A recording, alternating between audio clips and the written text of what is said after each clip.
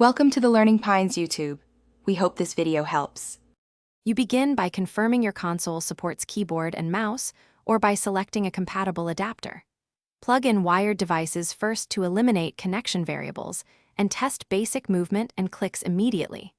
Once done, open the console input settings and enable any mouse acceleration or raw input options.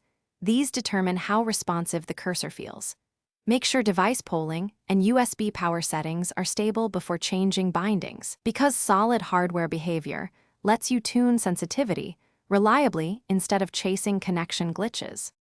Now you tune the middle of the process, sensitivity and bindings. First, set your mouse DPI to a stable value and adjust in-game sensitivity so you can perform a consistent 180-degree turn with repeatable arm movements. Once done, rebind critical actions to nearby keys for minimal hand travel, reload, melee, and aim toggles first.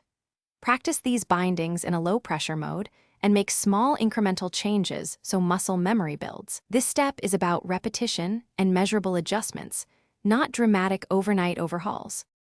Finish by refining habits and locking in reliable profiles. You should practice short, focused sessions that build specific mechanics rather than long, unfocused play. 15 to 30 minutes of aim drills yields better retention. Save configuration profiles and test a community preset to compare results. Modify only one variable at a time. If things go wrong, troubleshoot by confirming adapter firmware, swapping USB ports or cables, and ensuring the console permits third-party input. If problems persist, restart the console and Thanks for watching. Consider subscribing if we helped you.